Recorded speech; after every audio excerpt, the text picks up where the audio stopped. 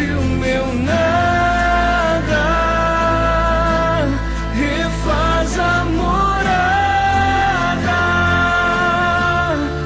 habita em mim, me pega em teu colo,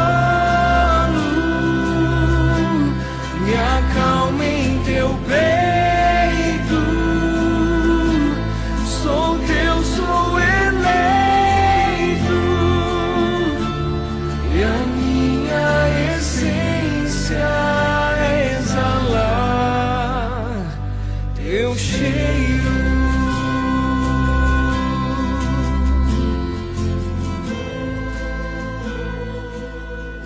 O Senhor esteja convosco. Ele está no meio de nós. Proclamação do Evangelho de Jesus Cristo segundo Lucas. Glória a vós, Senhor.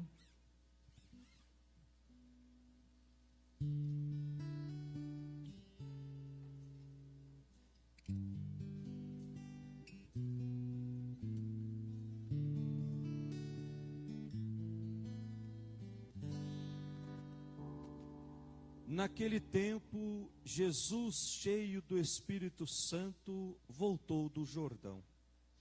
E no deserto ele era guiado pelo Espírito.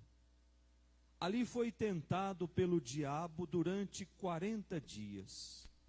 Não comeu nada naqueles dias e depois disso sentiu fome. O diabo disse então a Jesus: se és filho de Deus, manda que esta pedra se mude em pão.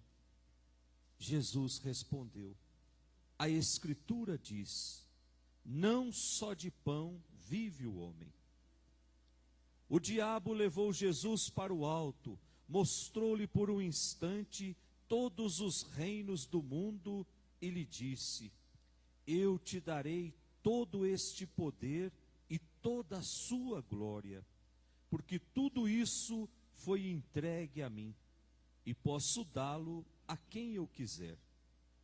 Portanto, se te prostrares diante de mim em adoração, tudo isso será teu. Jesus respondeu: a Escritura diz, adorarás o Senhor teu Deus, e só a Ele servirás. Depois o diabo levou Jesus a Jerusalém, colocou-o na parte mais alta do templo e lhe disse: se és filho de Deus, atira-te daqui abaixo, porque a Escritura diz, Deus ordenará aos seus anjos a teu respeito, que te guardem com cuidado, e ainda mais, eles te levarão nas mãos, para que não tropeces em alguma pedra. Jesus, porém, respondeu: a Escritura diz, não tentarás o Senhor teu Deus. Terminada toda a tentação, o diabo afastou-se de Jesus para retornar no tempo oportuno. Palavra da salvação. Glória a vós, Senhor. Podemos sentar cantando o refrão do Salmo. Em minhas dores, ó Senhor, permanecei junto de mim. Em minhas dores, ó Senhor, permanecei junto de mim. Em minhas dores, ó Senhor, permanecei junto de mim. Em minhas dores, ó Senhor, permanecei junto de mim. Que as palavras do Santo Evangelho perdoem os nossos pecados. Amém.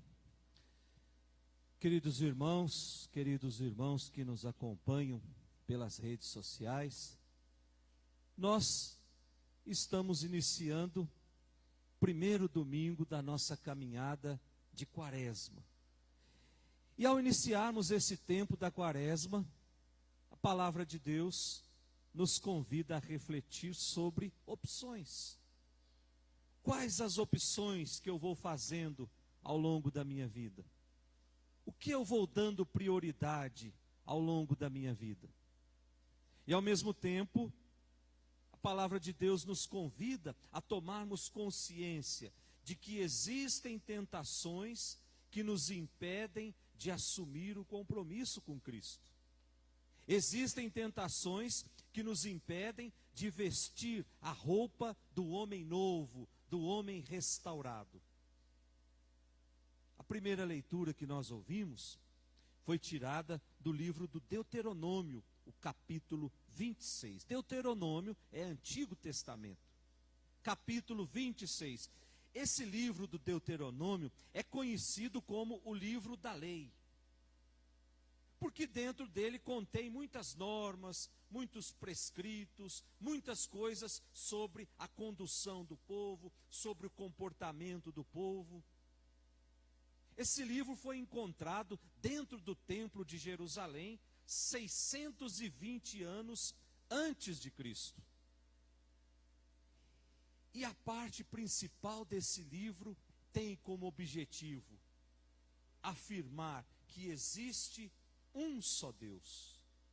E esse Deus é um Deus único que deseja ser adorado em um único lugar, Jerusalém. E esse Deus único que deseja ser adorado em um único lugar, Jerusalém, escolheu um único povo para ser o povo eleito. Portanto, o povo escolhido de Deus foi o povo com que Deus fez uma aliança eterna. Portanto, o povo de Deus deve ser um povo único, deve ser um povo unido. Com isso, o autor está querendo dizer que não faz sentido caminharmos separados. Não faz sentido cada um querer fazer o seu próprio caminho. Se Deus é um Deus único, que escolheu um único povo e fez uma aliança eterna com esse povo, por que é que o povo agora precisa seguir por caminhos diferentes? E aí o texto que nós lemos hoje, na primeira leitura, faz parte daquele bloco que fala sobre leis e costumes. E uma dessas leis pedia que os primeiros frutos fossem oferecidos a Deus, as primícias, tudo aquilo que a terra produzir, a primeira safra pertence a Deus. Era a festa das primícias que celebravam com muito louvor. E junto com essa oferta, junto no momento em que você ia depositar os primeiros frutos no altar, você precisava professar a sua fé, ou seja, precisava recordar o que Deus tem feito na sua vida. Olhemos lá o versículo 5 da nossa primeira leitura, que já mostra o momento em que o povo professa a fé. Dirás então na presença do teu Deus: meu pai era um arameu errante, que desceu do Egito com um punhado de gente, e ali viveu como estrangeiro. Ali se tornou um povo grande, forte e numeroso. Os egípcios nos maltrataram e oprimiram, impondo-nos uma dura escravidão. Clamamos então ao Senhor, o Deus de nossos pais, e o Senhor ouviu nossa voz e viu nossa opressão, e nossa miséria e a nossa angústia. Portanto, professavam a fé e ao mesmo tempo relembravam os feitos que Deus tinha feito na vida de cada um deles, como se fosse uma ação de graças de Deus a favor do seu povo. Daí a necessidade de reconhecer que Deus age na vida do seu povo. Todas as vezes que Deus libertou aquele povo da opressão, Deus estava agindo na vida de cada um deles. Deus estava transformando a dor em alegria, estava transformando as lágrimas em alegria. Portanto, era necessário esse reconhecimento. Deus tem nos ajudado até o dia de hoje. E ao mesmo tempo, o povo reafirmava que tudo aquilo que crescia sobre a terra pertence a Deus. Por isso, apresentavam os primeiros frutos. Olha só a beleza da pedagogia de Deus, em convidar o homem a reconhecer que tudo é dom do seu amor. Tudo é dele, tudo pertence a ele, e ele, na sua bondade, nos cede algumas coisas. Daí a necessidade de agradecer a Deus por tudo. Nós não temos direito de ficar pedindo nada para Deus. Deus já nos deu muito mais do que a gente merece. São Francisco, ele tinha um místico que tinha por hábito agradecer a Deus por tudo. Via sinais de Deus em tudo. No pássaro que cantava na árvore, São Francisco associava, é Deus cantando para alegrar o meu coração. Naquela folha que caía da árvore e ia até o chão, é Deus fecundando a terra, para que a terra possa dar frutos para satisfazer as minhas necessidades. Portanto, somos convidados a ver a presença de Deus em tudo aquilo que nos circunda. Se os nossos olhos ainda não conseguem enxergar a presença de Deus, é porque o nosso coração ainda não está sintonizado no coração de Deus. Depois da nossa segunda leitura, a carta de São Paulo aos Romanos, o capítulo 10. São Paulo, quando escreveu essa carta à comunidade de Roma, por isso carta aos Romanos, a comunidade estava vivendo uma crise muito grande. Havia um problema de convivência muito grande entre os convertidos ao cristianismo. Então, só para a gente entender, essa carta foi escrita mais ou menos 58 anos depois de Cristo. Escrita numa época em que a comunidade estava passando por uma crise. Que crise era essa? Vejamos. Dentro da comunidade de Roma, existia pessoas que haviam deixado a prática da religião judaica, haviam deixado o judaísmo e haviam ingressado no cristianismo. Ou seja, deixaram o judaísmo e começaram a seguir Jesus. Mas dentro dessa comunidade também existiam pessoas que haviam deixado o paganismo, ou seja, não tinham religião nenhuma, e agora abraçaram a fé em Jesus. E ali esses dois grupos começou uma grande discussão. Os judeus achavam assim: para você ser cristão, você precisa primeiro ser judeu. Depois que você observar as leis, aí você vai ser cristão. Então a comunidade começou a ficar dividida. E aí, ao longo de toda a carta de São Paulo aos Romanos, Paulo tenta solucionar esse problema. E aí, lá em Romanos 3, versículo 23, ele diz assim: olha, o homem vive mergulhado no pecado. Todos pecaram e nós estamos privados do céu. Nós estamos mergulhados numa vida de pecado, mas São Paulo diz: a justiça de Deus nos dá vida nova de novo. Em Jesus nós fomos reconciliados com Deus. E essa vida nova nos é anunciada, nos é transmitida em Jesus. Portanto, aquilo que nos une, povos tão distantes, povos tão diferentes, é a fé em Jesus. Ou seja, a fé em Jesus me faz ser merecedor do céu. Aquilo que nos une é a fé em Jesus. Não importa de onde eu venho, não importa quais foram os rastros que eu deixei para trás, a minha fé em Jesus me faz merecedor do céu. É o que diz São Paulo. A fé na proposta de salvação de Jesus. Até porque muitos judeus pensavam assim: eu vou alcançar a salvação às custas das minhas obras, às custas do cumprimento da lei. Os judeus pensavam assim: se eu cumprir a lei direitinho, do jeitinho que está mandando. Deus não tem outra alternativa senão me levar para o céu, porque eu fiz tudo certinho. E aí São Paulo vem dizer: a fé em Jesus me leva para o céu.